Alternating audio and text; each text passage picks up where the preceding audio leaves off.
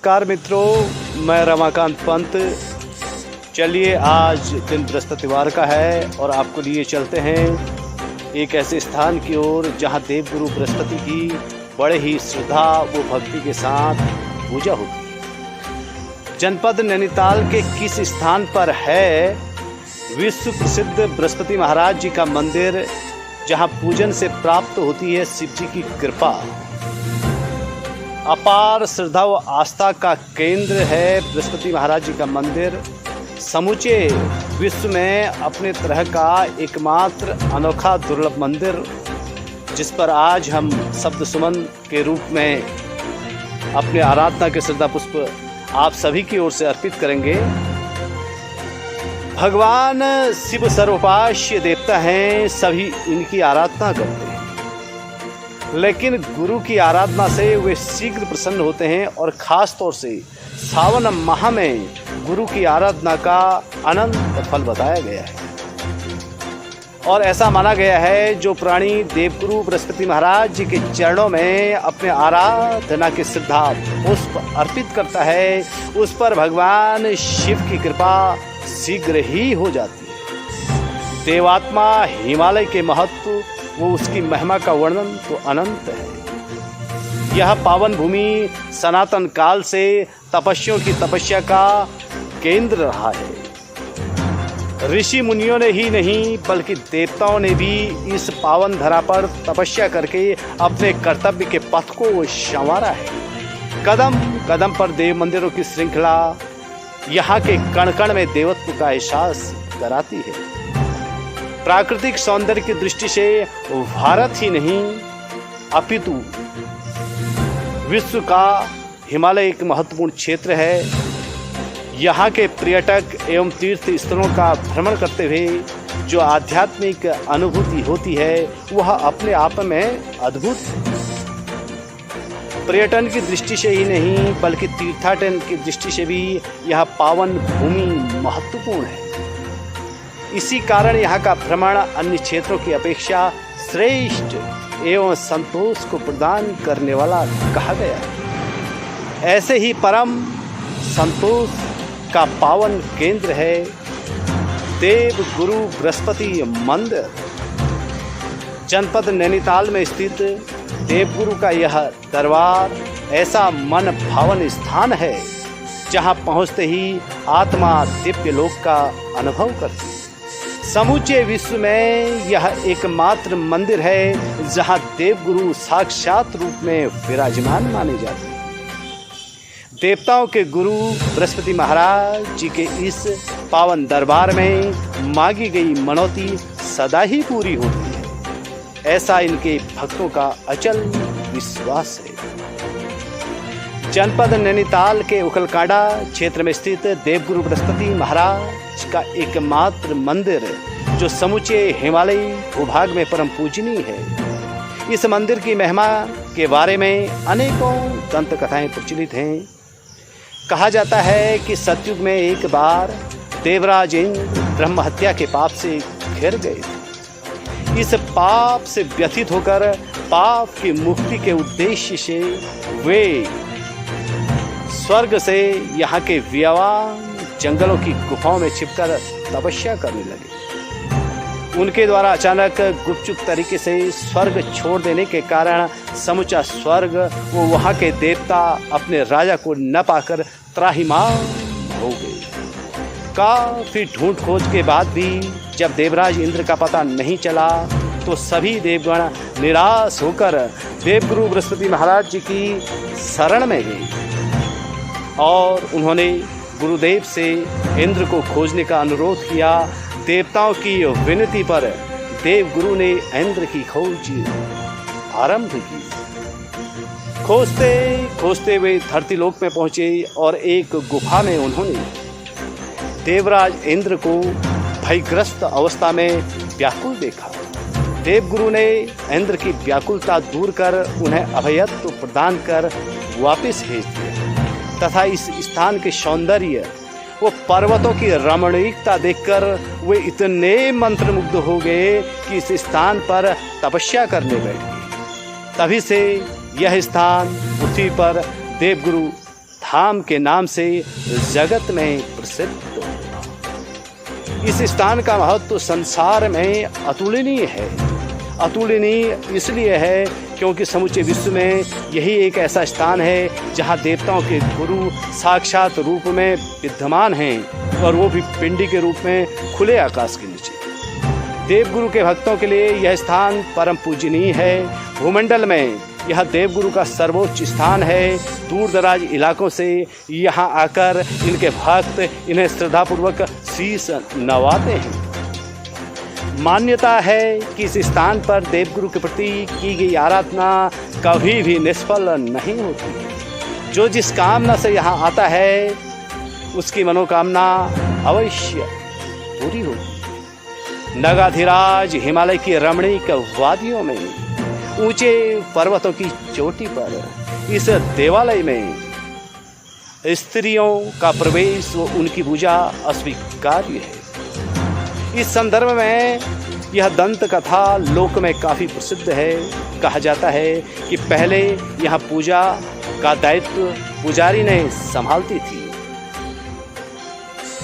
वर्षों पूर्व, युगों पूर्व एक बार एक पुजारिन जब पूजा की तैयारियां करके देवगुरु को भोग लगाने के उद्देश्य से खीर पका रही थी, तो इसी बीच मौसम ने करवट बदली और खराब मौसम के चलते पुजारिन की अधीरता भी बढ़ती गई। आनन फानन में, जल्दबाजी में गर्म खीर ही पुजारी ने देवगुरु को समर्पित कर दी। कहा जाता है कि खीर के पिंडी में पड़ते ही पिंडी फट गई।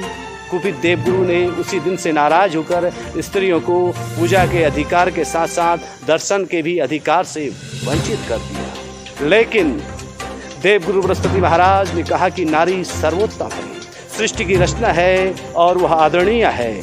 वह जहाँ से भी, जिस रूप में जो भी स्त्री उन्हें याद करेगी, वो कृपालु और दयालु बनकर सदैव उसके परिजनों की रक्षा करेंगे।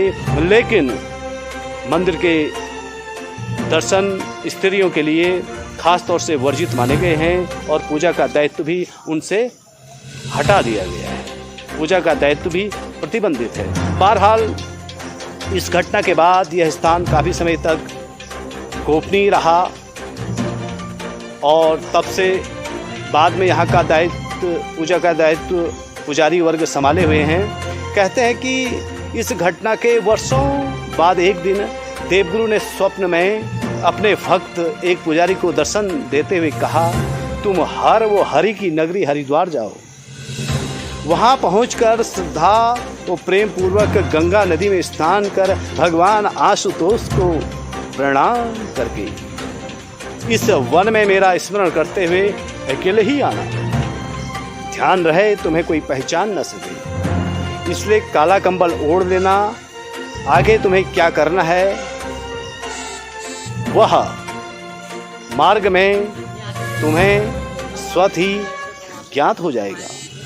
स्वप्न की आभा में देवगुरु से मिले आदेश के अनुसार पुजारी ने बड़ी श्रद्धा भक्ति के वशीभूत होकर देवगुरु की आज्ञा को सिरोधार्य मानकर प्रेम पूर्वक हरिद्वार में स्नान करके भगवान चंद्रमौली की स्तुति करके यहाँ के व्यावान घनघोर जंगलों में प्रवेश किया। जंगल में चलते चलते देवगुरु बृहस्पति जी की कृपा से उन्हें शक्ति के अद्भुत स्वरूप के दर्शन हुए, जो पिंडी के रूप में परिवर्तित होकर उनके कंधों पर विराजमान होगी। उस पिंडी ने दिव्य स्वरूप से अलौकिक वाणी से कहना आरंभ किया, काफ़ी समय वर्षों पूर्व मेरी शक्ति रूपी पिंडी फट गई थी और इस शक्ति को मेरा साक्षात रूप समझकर विधिवत पूजन अर्चन कर स्थापित करो और अपना जीवन भी धन्य करो, तुम्हारा कल्याण होगा। यही स्थान इस वसुंधरा में देवगुरु बृहस्पति धाम के नाम से प्रसिद्ध है। देवभूमि उत्तराखंड में तीर्थाटन विकास की असीमित संभावनाएं हैं। एक से बढ़कर एक मनोरम तीर्थस्थल, सौंदर्य का समूह, भरी निराली पहाड़ियाँ, कलकल धुन में नृत्य करती नदियाँ, ऐतिहासिक मंदिर, हर प्रकार के तीर्थ यात्रियों व पर्यटकों को अपनी ओर आकर्षित करने के लिए पर्याप्त हैं। लेकिन देवगुरु धाम इन सबसे बढ़कर अवर्णनीय है। यहाँ मिलने वाली अकूत शांति को शब्दों में नहीं समेटा जा सकता है। अनंत महिमा से संपन्न इस धाम के प्रति लोगों की आस्था का जवाब नहीं। आज भी देवगुरु की कृपा से यहाँ भांति भांति के चमत्कार देखने को मिलते हैं। पुरातन काल से पूजनीय पावन आस्था का केंद्र, ऋषि मुनियों की आराधना, तपस्या और साधना स्थली रही यह भूमि बड़े बड़े साधकों को ज्ञान का अतुलनीय भंडार दे चुकी है। इस भूमि में अनेकों ऋषि मुनियों ने तपस्या करके संसार में ज्ञान का अलौकिक प्रकाश बिखेरा है। प्रसिद्ध संत हैड़ा खान महाराज, सोमवारी बाबा, दशहरागिरी, बर्फानी बाबा सहित अनेक आधुनिक व पौराणिक संतों ने देवगुरु की महिमा का अपने अपने शब्दों में वखान किया है। जनपद नैनीताल के ओखलगाड़ा विकासखंड की ऊंची चोटी पर स्थित देवगुरु के इस दरबार की ऊंचाई लगभग 8000 फीट के आसपास है।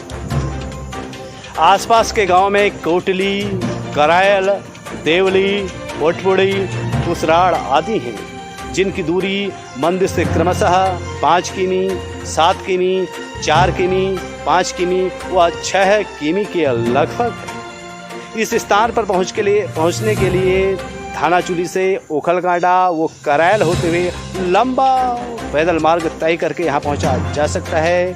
एक अन्य मार्ग ओखलगाड़ा से करायल देवली, वो देवली से पैदल चलकर देवगुरु के दर्शन किए जा सकते हैं। थानाचुली से पहाड़ पानी होते हुए शहर फाटक को पार कर भेड़ा पानी, नाई, कोटली होकर भी लोग यहाँ आते हैं। लेकिन यह रास्ता काफ़ी लंबा व जटिल है, लेकिन बहरहाल रहस्य व रोमांच से भरपूर है।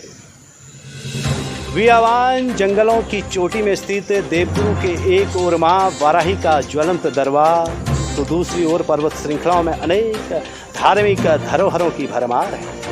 पौराणिक धार्मिक कथाओं को समेटे दयोथल की गुफा सहित अनेक गुफाएं शोधकर्ता के लिए गहन शोध का विषय है। चारों ओर घनघोर वनों में चीड़, देवदार, पांच, काफल सहित अनेक प्रजातियों के वृक्षों की यहाँ भरमार है। वैसे तो यहाँ भक्तों का यदा कदा आना जाना लगा रहता है, लेकिन सावन व मंगसिर के महीनों में भक्तों की आवाजाही बढ़ जाती है। गांव वाले मिलकर समय समय पर सामूहिक पूजा का आयोजन भी करते रहते हैं। यहाँ सबसे गौरतलब बात यह है कि भारत भूमि में देवगुरु के गिने चुने ही मंदिर हैं, लेकिन जहाँ वे पिंड रूप में विराजमान हैं वह एकमात्र मंदिर समूचे विश्व में यही माना गया है, जो ओखलगाड़ा ब्लॉक में काठगोदाम से लगभग 93 किलोमीटर की दूरी पर स्थित है। देवगुरु बृहस्पति महाराज जी का एक मंदिर काशी विश्वनाथ जी के निकट भी है और इनका एक पावन पौराणिक धाम उज्जैन में भी है, लेकिन पिंडी के रूप में इनका पूजन समूची वसुंधरा में हिमालय के इस भूभाग में ही होता है। देवगुरु बृहस्पति का पुराणों में अनेक स्थानों में सुंदर वर्णन मिलता है। इन्हें महातपस्वी व महापराक्रमी ऋषि के रूप में जाना जाता है। धनुष बाण और सोने का परशु इनके हाथों की शोभा है, जो भक्तों को अभयत्व प्रदान करती है। युद्ध में विजय प्राप्त करने के लिए भी योद्धा इनकी स्तुति करते हैं। परोपकारी स्वभाव के होने के नाते इन्हें ग्रह पुरोहित भी कहा गया है। इनकी कृपा से ही यज्ञ का फल सफल होता है। देवताओं के गुरु के रूप में पूजित बृहस्पति देव महर्षि अंगिरा ऋषि की सुरूपा नाम की पत्नी से पैदा हुए थे। तारा और सुभा और तारका इनकी 3 पत्नियां थी। महाभारत के अनुसार बृहस्पति के संवर्त और उतथ्य नाम के 2 भाई भी थे। बृहस्पति को देवताओं के गुरु की पदवी प्रदान की गई है। ये स्वर्ण मुकुट तथा गले में सुंदर माला धारण किए रहते हैं। ये पीले वस्त्र पहने हुए कमल के आसन पर आसीन रहते हैं तथा 4 हाथ वाले हैं। इनके 4 हाथों में स्वर्ण निर्मित दंड, रुद्राक्ष, माला, पात्र, बरमुद्रा शोभा पाती है। सुभा से इनके 7 कन्याएं उत्पन्न हुई, जिनके नाम भानुमती, राका, अचिस्मती, महामती, महिष्मती, सिनीवाली और हविष्मती है। इसके उपरांत तारका के 7 पुत्र और 1 कन्या हुई। उनकी तीसरी पत्नी से भरद्वाज और कच नामक 2 पुत्र उत्पन्न हुए। इन्होंने प्रभास तीर्थ में भगवान शंकर की कठोर तपस्या की थी, जिससे प्रसन्न होकर प्रभु ने उन्हें देवगुरु का पद प्राप्त करने का वरदान दिया। इनका प्रमुख मंत्र है ओम ऐं श्रीं बृहस्पति नमः, ओम गुरुवे नमः, ओम ब्रह्म बृहस्पति नमः, ओम क्लीं बृहस्पति नमः। कुल मिलाकर देवगुरु का यह स्थान जो जनपद ओखलकांडा में पड़ता है, जितना अलौकिक व अतुलनीय है, तीर्थाटन की दृष्टि से उतना ही महत्वपूर्ण है। और जो देवगुरु की शरणागत है उस पर शंकर सदैव कृपालु रहते हैं। भगवान शंकर के अलावा समस्त देवताओं की उन पर कृपा बनी रहती है और समस्त देवलोक के समस्त देवता उस भक्त के प्रति सदैव कृपालु रहते हैं। बहरहाल देवगुरु बृहस्पति महाराज आप सभी का मंगल करें और शब्द सुमन में जो भी त्रुटि हुई हो उसको नज़रअंदाज कर क्षमा करें। देवगुरु बृहस्पति महाराज आप सभी का मंगल करें। सर्वे भवन्तु सुखिनो। इसी मंगल कामना के साथ मैं रमाकांत पंत, जय गुरुदेव।